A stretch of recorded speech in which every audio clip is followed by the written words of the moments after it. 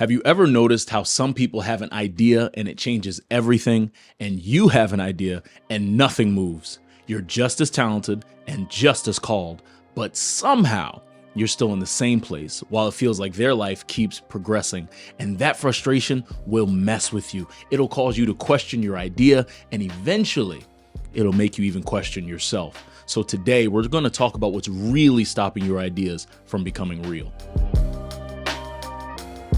It's great to have you back for another episode of the Dream Lifestyle Podcast. I'm grateful to have you here today because it's a new month, which means there's new opportunities for all of us to become and build our dream lifestyle. Today's episode, we're talking about why it's so hard for your ideas to come to life. This is so important because many of us as dreamers live in this frustration point where coming up with ideas is very easy. We can come up with 1,000,001 ideas within a minute. The issue, though, is execution, where we have ideas, but we're not quite executing on them. And if we're not executing on ideas, we're not actually going to see them in our lives. And I submit to you that the reason why this exists is because we have a problem managing our ideas, not creating them. You have to understand that if we're going to be effective leaders, effective builders, if we're going to build our dream lifestyle, we have to not only be able to come up with ideas, but we also have to be able to properly manage them. Because your ideas can either advance you or they can distract you based on your discipline to manage them.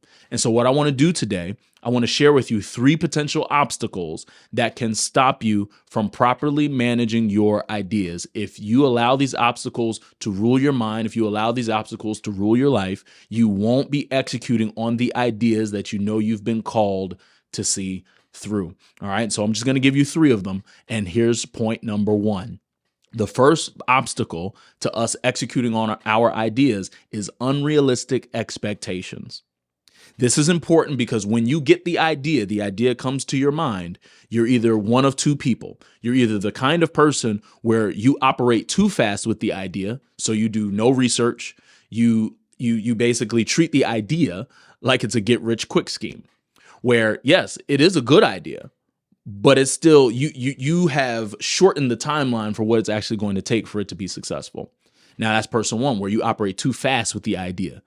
Or you're person number 2, where you operate too slow with the idea because you want it to be perfect before you do anything.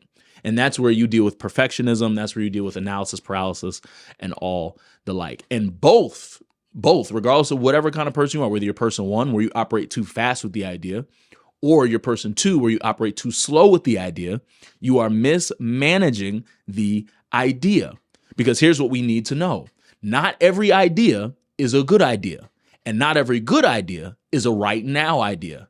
And so if you don't take the time to properly evaluate, is this a good idea? Meaning, is this effective? Is this aligned with who I am? Is this aligned with what I want to do?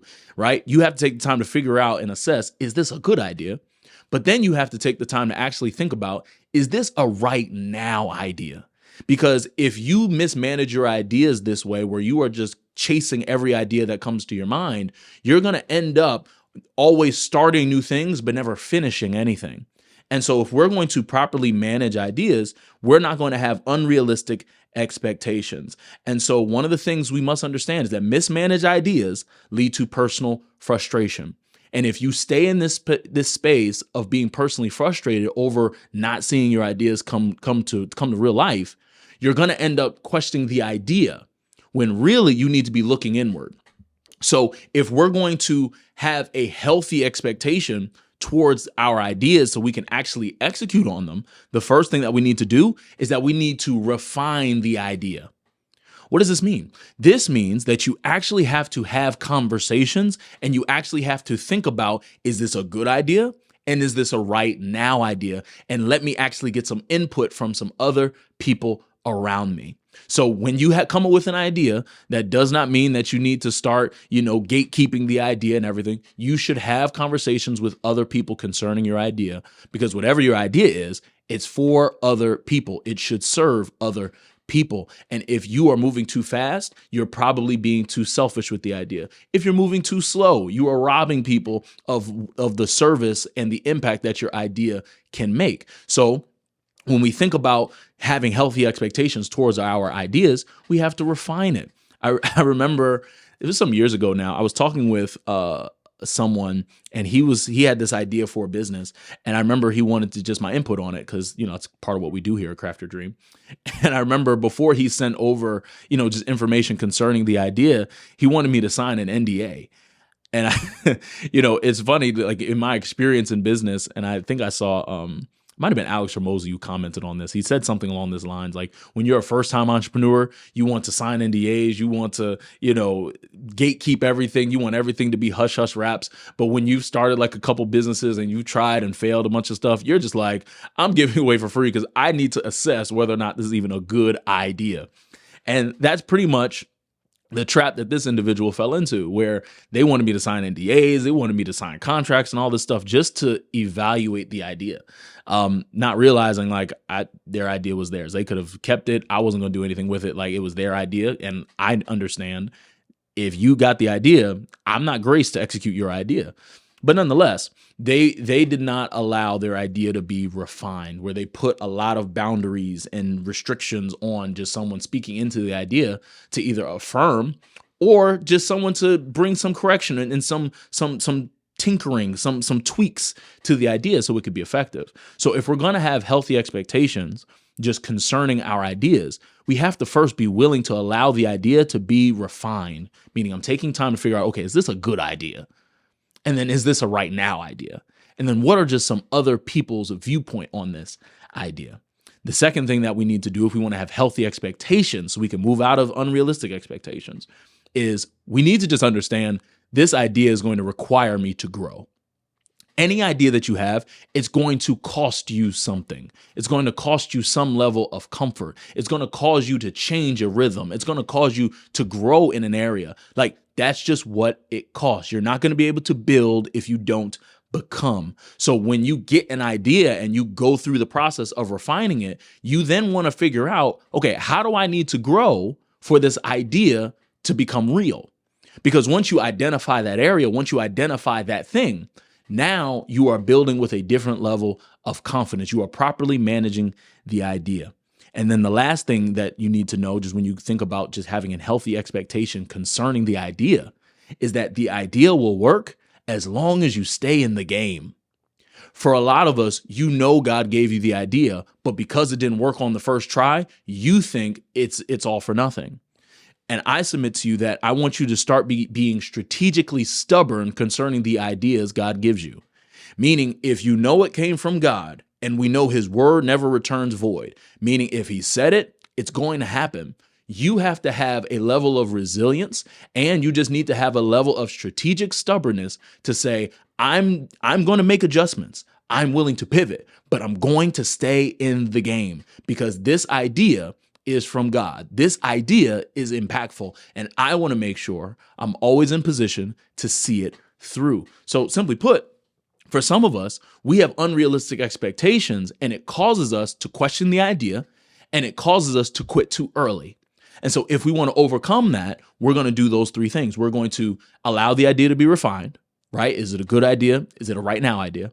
Then we're going to actually just recognize, how do I need to grow for this idea to become real? But then the last part of that, we're going to simply stay in the game with strategic stubbornness because we know we didn't get this idea from random. We didn't get this idea from nowhere. We got this idea because it's a part of our calling. And so that's number one.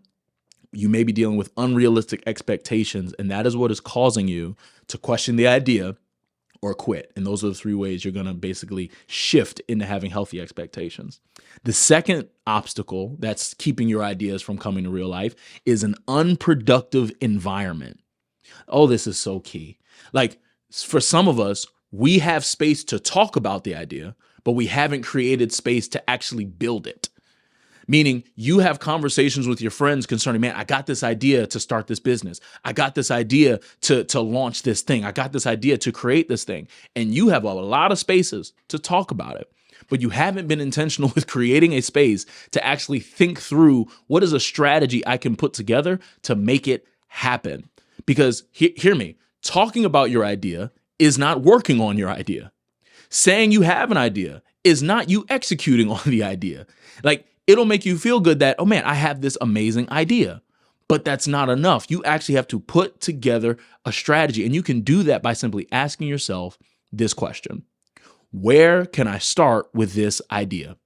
So we've gotten the pleasantries, we've gotten the excitement and everything out of, okay, I got this idea. This can really work. This is a good idea and it's a right now idea. But the next step is, where can I start? I need to move from, okay, high level, this is what the idea is. And I have to move into, what is my strategy to make it happen? So for some of us, you just need to reconsider the win. Meaning you think the win is you coming up with the idea. And I need you to shift into, the win is when you actually start working on it. Okay. You coming up with the idea, getting the idea is only the beginning. It's not the end. You don't get an idea and then consider yourself successful. If you get an idea, if you start doing things, it's only when, I should say, you start doing things and you start executing that you can actually say, okay, I'm working on the idea. Because when you actually sow seeds into the idea, you're going to get information. Even if it fails, even if it doesn't quite meet up to your target, you're going to get the information necessary to keep things moving because you're actually executing. But some of us are in unproductive environments, and it's causing us to only talk about the idea and not actually doing it. And so the people with the most ideas don't win. You're not going to win just because you have a bunch of ideas. You're going to win because you actually execute on the ideas. And so here's how we fix it. Number one, you do it simply by structuring your calendar.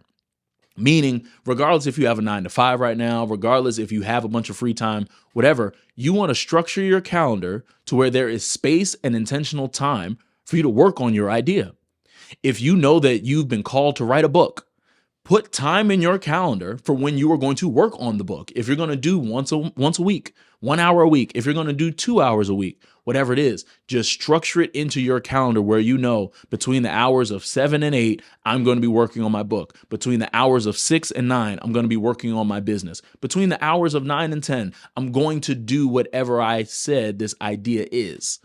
That's when I'm going to execute the strategy. That's number one, structure your calendar. The second thing is that you're going to structure your targets, meaning you should have some sort of metric that will let you know if this idea is working. All right. Meaning what this looks like, using the book example, I'm going to make sure that, hey, by the end of this month, I want there to at least be an outline done for this book. By the end of this month, I want to make sure I have my mission and vision statement for the business. By the end of, the quarter, I want to make sure that I've made X amount of dollars. Whatever it is, you want to structure your targets, meaning you're not just putting yourself in a position of being busy by just doing stuff. You want to make sure, hey, I want to make sure I'm able to track my progress so that way I can see this idea, the idea I had, really come to life. Versus if you don't have targets, the idea can end up becoming something that it was never intended to be in the first place. So you want to get out of an unproductive environment, number one, by structuring your calendar. Number two, structuring your targets. And then number three, this is important, structure your support. Meaning you should have people who are your collaborators. You've heard me talk about this before. You need people who are on the same level as you, chasing maybe a different goal, but same values, same mission, same call.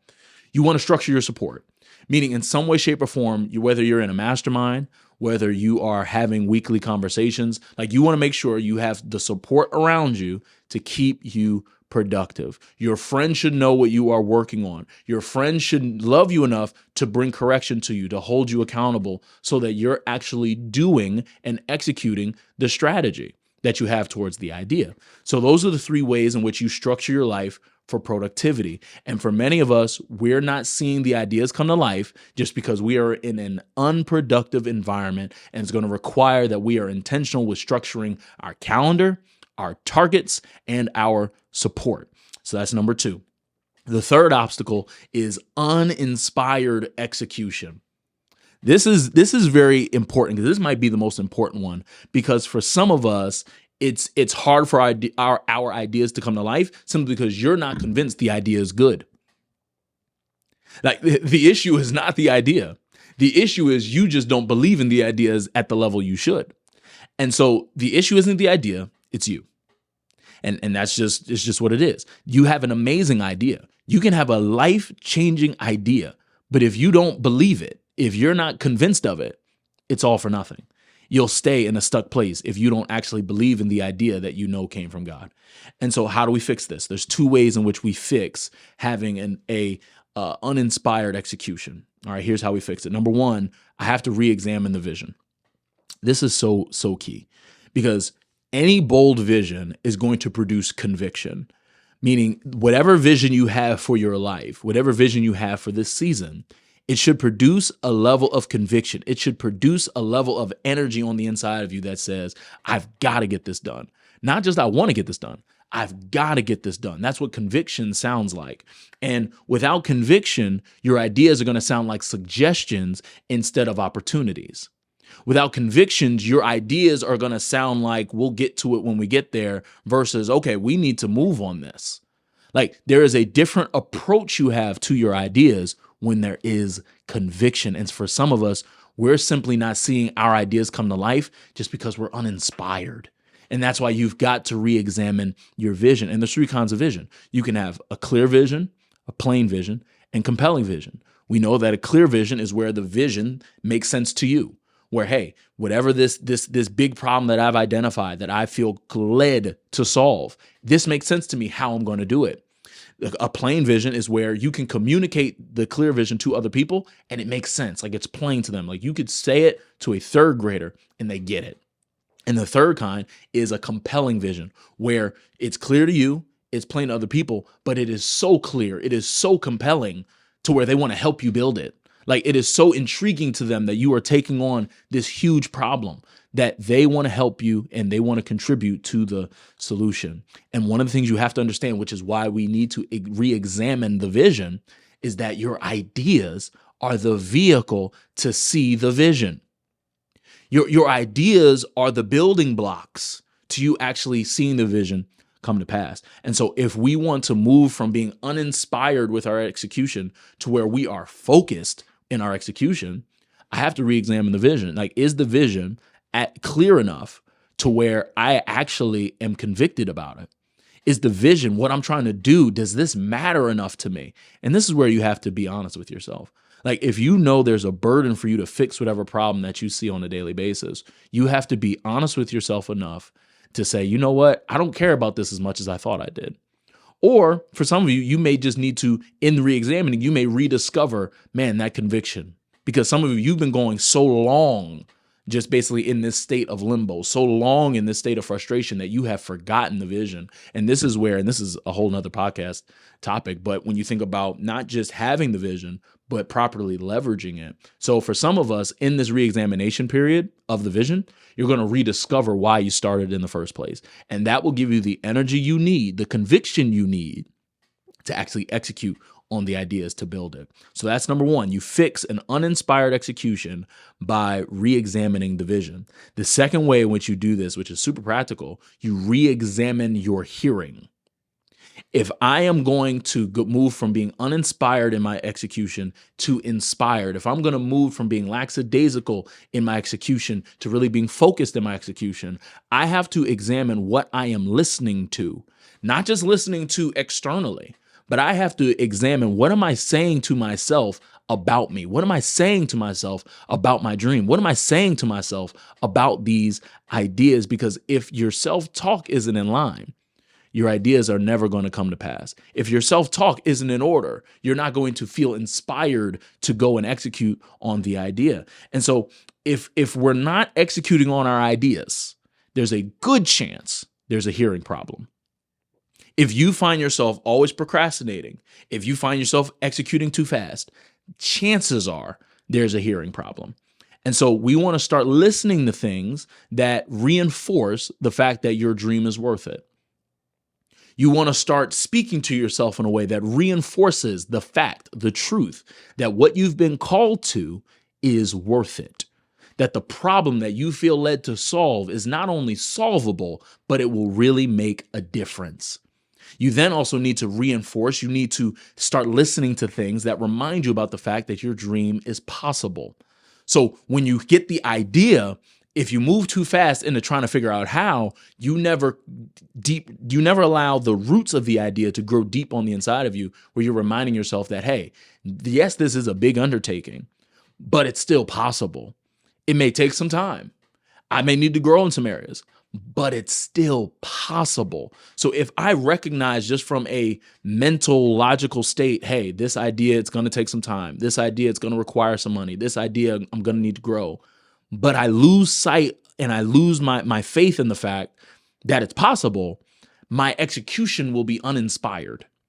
So we want to make sure that we're listening to things and we're reminding ourselves in our self-talk that, hey, what I'm called to do, it's possible just because God said it. And I don't want to get in the way. And for some of us, we just got to get out of our own way. Okay. So we need to start listening to things that remind us and reinforce that our dream is worth it.